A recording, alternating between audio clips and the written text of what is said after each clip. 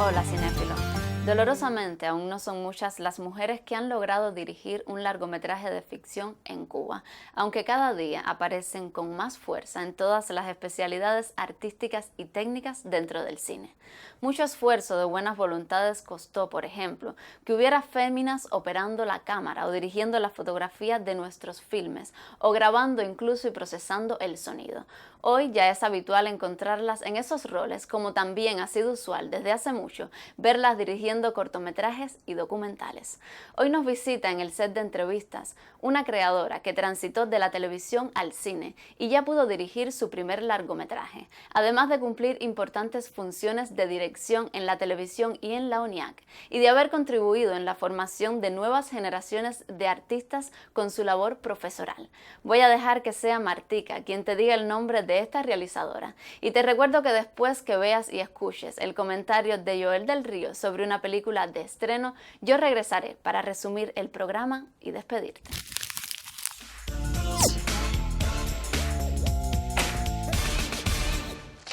Muy buenas noches a todos, momento de la entrevista en Te Invito al Cine, y hoy nuestro espacio, nuestra sección tiene el honor de recibir a una de las realizadoras cubanas más importantes del audiovisual en nuestro país, y es realmente un honor saludar y poder contar con la presencia de Magda González Grau, a quien le doy las buenas noches y a quien le agradezco, como siempre hago con los invitados, el tiempo que nos ofrece, que nos regala al programa y a todos los que nos están viendo, para acercarnos al trabajo profesional, en este caso, de Magda González Grau. Y como siempre, para respetar la estructura del programa y porque me parece que siempre es muy disfrutable por parte de la audiencia, vamos a conocer un poco a Magda en su trabajo que la vincula por primera vez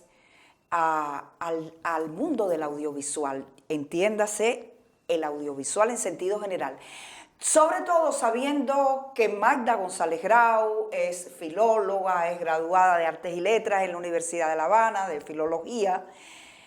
Y quiero empezar, porque fíjate, tratando de conocer un poco del historial de Magda, me encontré con algo que me fascinó. Quería ser profesora de literatura y español. Así mismo. Y entonces, al final, terminaste escogiendo la filología.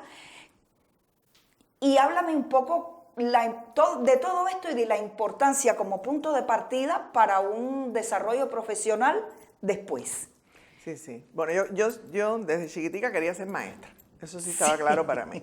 De hecho, en sexto grado no me fui para Minas del Frío, que había un programa de maestros primarios para Minas del Frío, porque mi mamá dijo, no, para ser maestra, mi mamá es maestra, era maestra, no, para ser maestra hay que estar bien preparado.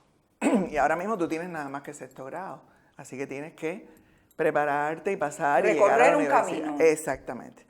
Entonces, cuando me tocó en el preco pedir carrera, yo iba a pedir el pedagógico, pero en ese momento el pedagógico tenía algunos problemas de claustro y una amiga de la familia, la doctora Graciela Pogolotti, le dijo a mi mamá, mira, si ella va a ser maestra, es preferible que coja filología, le gusta la Sí, literatura. la formación como filóloga, claro. Porque va a aprender a dar clases y además va a aprender literatura. No sé qué, que ahora mismo el claustro de pedagógico no es fuerte en ese sentido. Y por eso entro en filología. Cuando ya me graduó, se suponía que me iba a quedar dando clases en la universidad.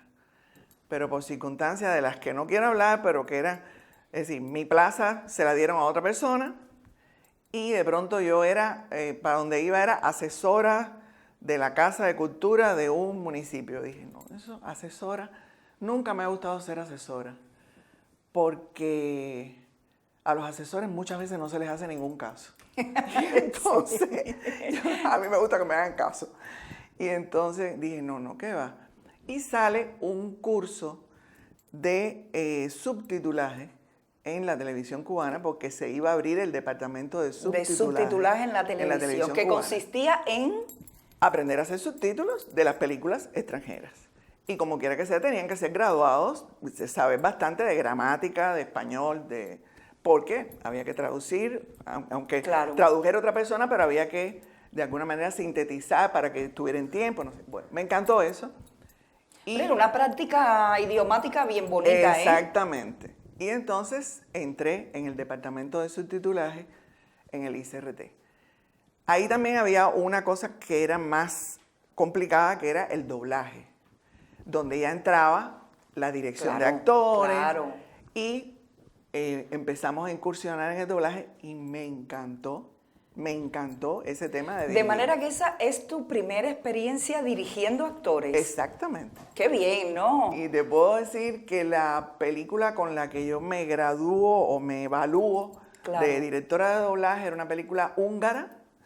Estaba basada, se llamaba Memorias del Subsuelo, estaba basada en la novela de Dostoyevsky, El hombre del subsuelo, que es el antecedente de Crimen y Castigo. De Crimen y Castigo, sí. Exacto.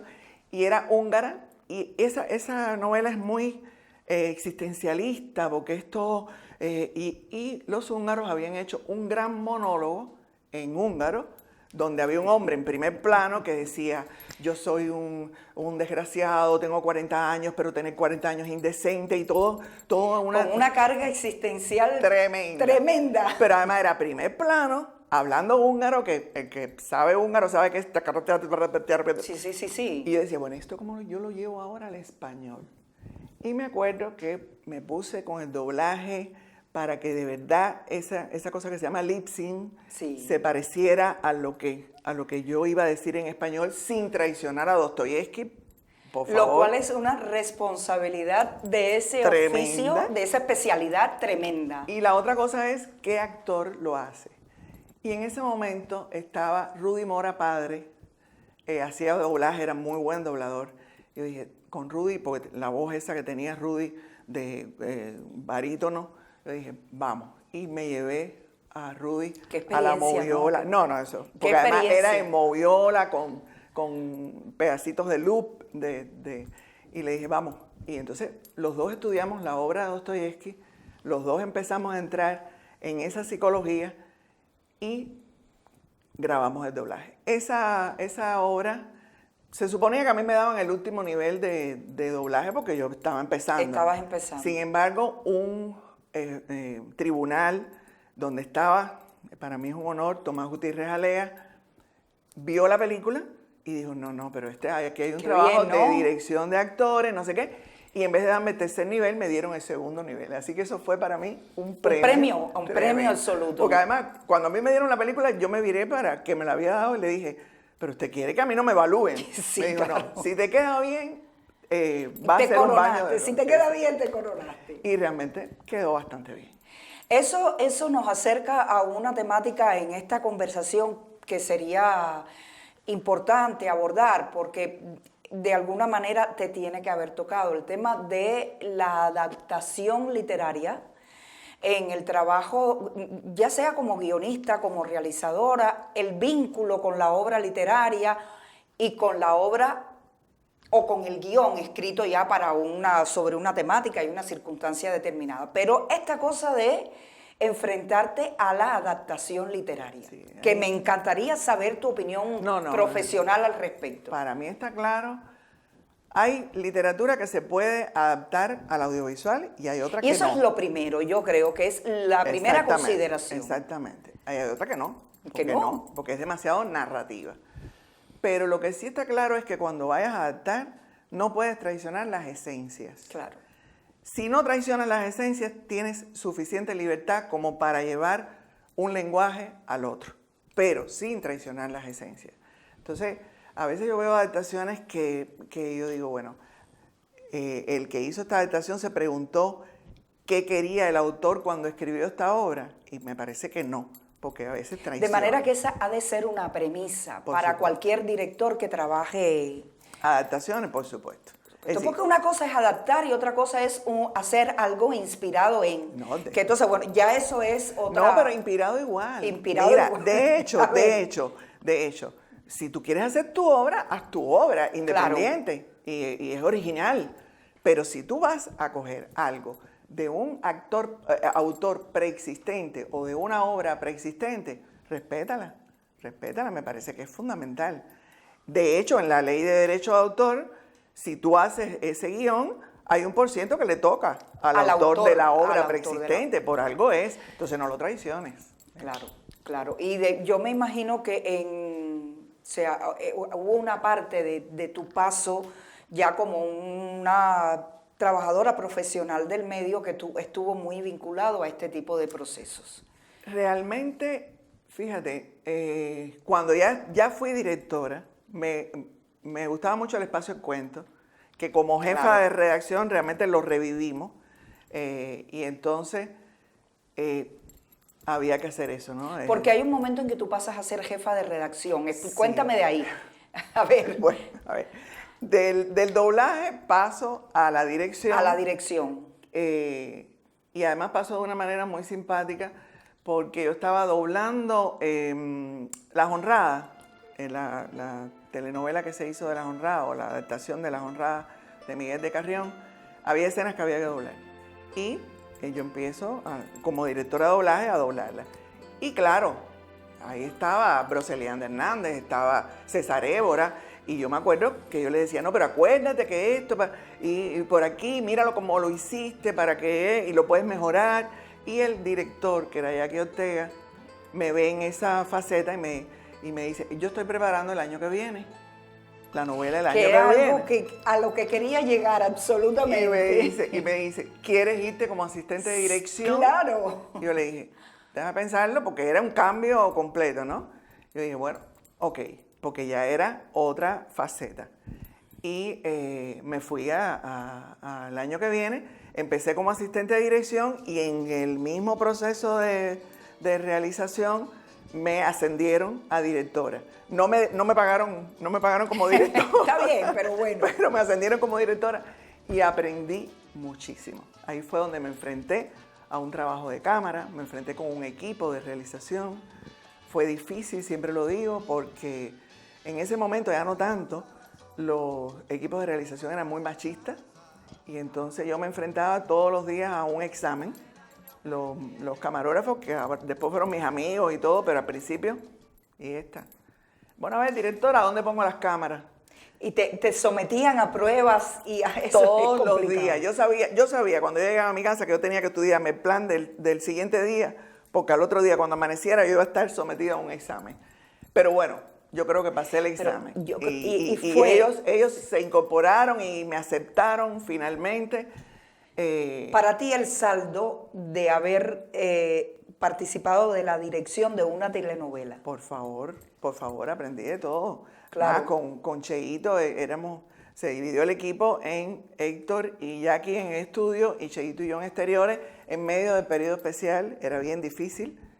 Sí, porque, a ver, recuérdame, es principios de los 90. Principios de los 90. Exactamente. Sí. Era 90-91 nos cogió. Sí. Y realmente fue difícil y el equipo se hacía de manera muy sacrificada y había que ser de verdad un líder y decirle, bueno, tranquilo. Yo defendía mucho a los actores, siempre los he defendido mucho y me acuerdo que el primer encontronazo que tuve fue que en una asamblea antes de empezar a grabar dije, bueno, la cosa está muy dura, yo pienso que si hay un vaso de agua fría, tiene que ser para los actores. Por supuesto. Si hay una sombrilla, tiene que ser para los actores. Si hay una silla, tiene que ser para los actores. Y me acuerdo que un camarógrafo se levantó y me dijo, pero bueno, ¿por qué? Si todos somos iguales. Le dije, no, todos no somos iguales. No somos iguales porque la imagen está en los actores. Nosotros podemos accidentarnos, lo que sea, y nos cambian y no pasa nada. Pero ya a la vez que grabes un plano con un actor, ya ahí hay dinero invertido, por tanto, hay que cuidar a los actores. Además, ropa de época, en pleno el calor que hay siempre en Cuba, en fin. Y se entendió, y yo creo que eso ha sido como una premisa siempre, proteger a los actores. ¿Te parece que es un universo de jerarquías? Sí. No, el audiovisual... Absolutamente. Es una pirámide. El que lo niegue, no. Es un equipo grande. Que tributa al director. Director y productor. Yo Claro. pienso ahí en Cuba, a veces en otros lugares el productor está por encima del director y el director tiene que someterse a todo lo que diga el productor porque es el dueño del dinero. Claro. En Cuba, por suerte, el director es la cabeza, pero pegadito al productor porque tú no te puedes fajar con el productor. No, es el que te va a garantizar no puedes. tus sueños o tus pesadillas. Y entonces de ahí, director de fotografía, todas las especialidades con el respeto que merece cada una, las especialidades de arte, pero los actores son la cara visible. Fundamental. Es decir, si todo puede estar perfecto, si los actores están mal, la obra no existe. Sobre todo una obra de ficción. Una obra de ficción se basa en dos cosas. Guión, de lo que ya hemos hablado, de la importancia del guión, que es la base de todo, y los actores, que son los que le dan carne, alma, voz a ese guión. Fíjate que en esta conversación a mí de pronto me vienen dos inquietudes, pero de naturalezas distintas. Primero, después del trabajo, en una experiencia como esta, que es una telenovela, y que una telenovela, sea por su formato, por la manera en que se hace y se filma, es todo una experiencia y no precisamente religiosa. Entonces, ¿cómo es algo que te gusta, que te marcó el hecho de querer llegar a dirigir otra telenovela? No estamos hablando de... Porque bueno, la serie tiene un punto de contacto y no. O sea, estoy hablando de telenovela como género y después como todo lo que significa para un director. En este caso, de la televisión. Yo guardo muy buen recuerdo del año que viene y la experiencia del año que viene. Porque Y el resultado fue una maravilla. Aprendí una muchísimo. telenovela paradigmática en la historia de la telenovela en Cuba. Héctor Quintero, Claro. Jackie, que tenía un oficio tremendo, y sobre todo Cheo, que además de ser una gente con un oficio tremendo, era un ser humano increíble. Y a pesar de todas las dificultades, yo creo que la pasamos bien y yo aprendí muchísimo. Y a mí eso me marcó. Después yo no hice más nada largo. Esas obras de largo aliento, no hice más nada hasta ahora calendario. Hasta ahora calendario. Y aprendí algo. Yo recuerdo que en el año que viene pasaban cosas como que una actriz bajaba de vestuario con un vestuario y ese vestuario no había sido visto por un director. Y entonces, no, ese vestuario no, sube y cámbiate. Y eso es perder tiempo. El tiempo que ya es oro porque es tiempo de rodaje. Y yo dije, cuando fui a ese calendario, dije, esto a mí no me va a pasar. Yo tengo que ver todos los vestuarios Optimizar. de todas las escenas y estar clara de qué va a pasar en cada día de rodaje, porque ni me gusta suspender, ni me gusta atrasarme, es decir, yo sé que eso vale dinero y como quiera que sea, el audiovisual es una industria. De hecho, el ICAI se llama Instituto Cubano del Arte e Industria Cinematográfica. Exactamente. Eso para mí cada vez cuesta más. Bueno, estaba claro. Entonces, tú tienes que garantizar en la todo para que en el rodaje, que es cuando más dinero se eroga, todo fluya. Porque ya bastante difícil es que no llueva, que la luz del sol no te convenga, que se te enferme un actor. No, esas cosas ya vienen o no vienen. Pero lo que tú puedes garantizar, hay que hacerlo antes. Ya, a estas alturas del recorrido que hemos dando saltos, hemos hecho de tu desempeño como realizadora, se me ocurre ya a estas alturas, ¿cuál era tu proceso de todo el trabajo de filmación, tu especialidad, tu proceso preferido en todo este trabajo como directora y realizadora? Supongo que por todo lo que me has dicho, eso está vinculado al trabajo con los actores. Porque es más importante, fíjate, el resultado con los actores es importante. Tú ves a veces una telenovela donde el trabajo de cámara no está bien, donde todo se resuelve en un sofá. Pero si está bien escrita y está bien actuada, a la gente no le importa que no hiciste un plano especial, sino porque la gente lo que se lleva es eso, lo que se dice y cómo se dice. Entonces, es importante el trabajo con el guionista y es importante el trabajo con los actores. Todo lo demás, y eso con todo el respeto que además que tengo por las otras especialidades, es maquillaje. Maquillaje en el mejor sentido de la palabra. Sí, el maquillaje. Porque el maquillaje es necesario. Pero lo fundamental son estas dos cosas, guión y actuación. Pero realmente disfruto de todo. De todo el proceso. Claro, el trabajo de guión técnico con el fotógrafo, imaginar cómo esta escena que está en papel, cómo la vamos a llevar a una puesta en escena, por dónde van a estar las cámaras, cuántos planos nos hacen falta. El trabajo con la banda sonora es también riquísimo. Acabo de montar una secuencia que yo no sabía si iba a funcionar, que era un montaje paralelo de una persona que estaba oyendo Suavecito del Septeto Ignacio Piñeiro, y eso es un montaje paralelo con unos muchachos que están en una finca divirtiéndose. Y yo decía, vamos a estar parando Suavecito cada vez que pasemos al otro y vamos a probar que Suavecito funcione, a ver si funciona para todos. Y funcionó. Y estoy feliz con el resultado. Realmente el proceso, es que es muy creativo. Y entonces acceder a un acto de creatividad. Además, en el audiovisual todo es importante. Claro.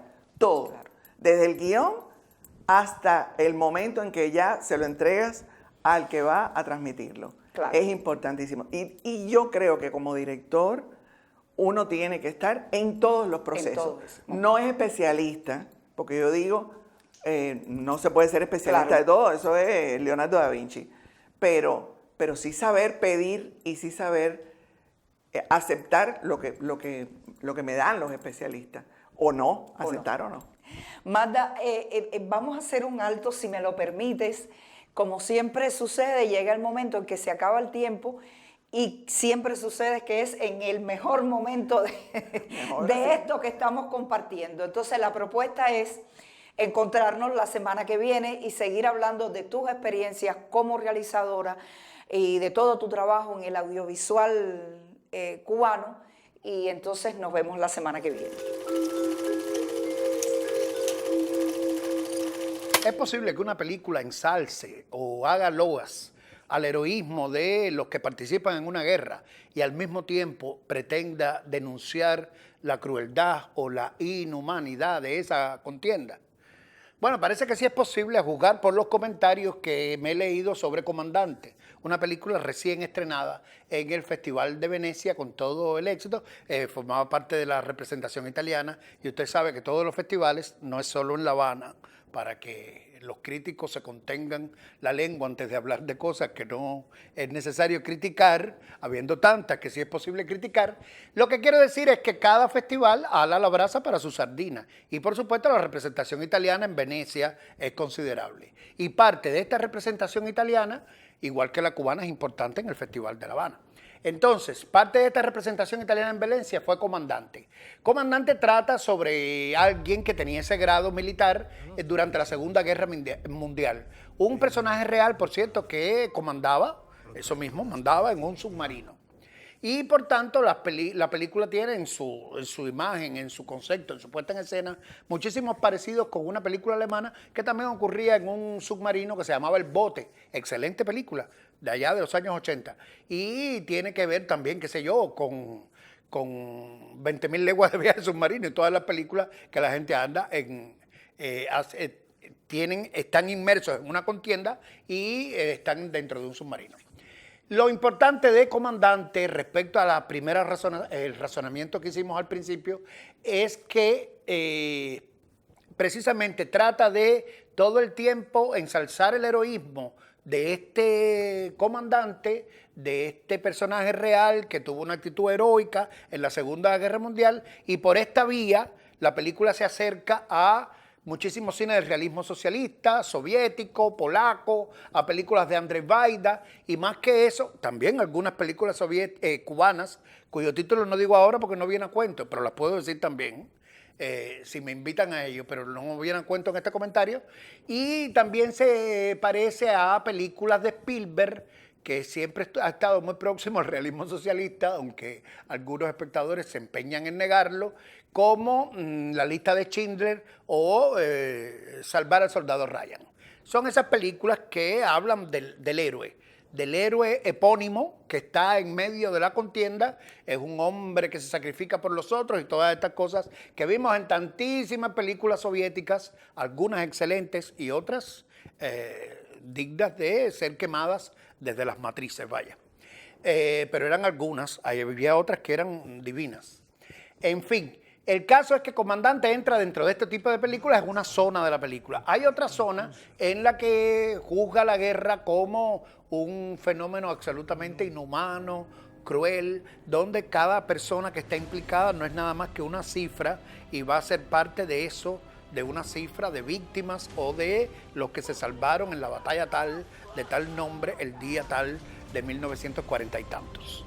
Y en este sentido la película juega más el punto de vista tradicional en el cine de arte y ensayo, digamos el que estuvo pulsando todo el tiempo en la mayor parte de su filmografía, Stanley Kubrick, por ejemplo, que era un director antibelicista convencido y que hizo muchísimas películas de guerra desde este punto de vista antibelicista. Y en este sentido, Comandante, ¿qué cosa hace? Puedes profundizar en la psiquis de los personajes y en la manera en que su cotidianidad es violentada, vejada por la precisión o por la necesidad de estar inmersos todos en un combate de ese tamaño como fue la Segunda Guerra Mundial.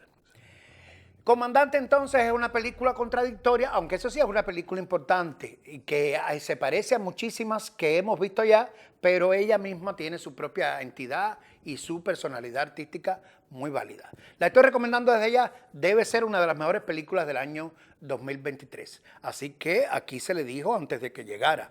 Así que cuando llegue, usted estaba advertido. Cinéfilo, y el tiempo nos marca el momento de la despedida. Hoy hemos tenido la suerte de escuchar a una creadora con una fuerte vocación por el magisterio y una amplia experiencia en esa profesión, por lo que hemos aprendido sobre cine y televisión a través de algo así como una clase magistral.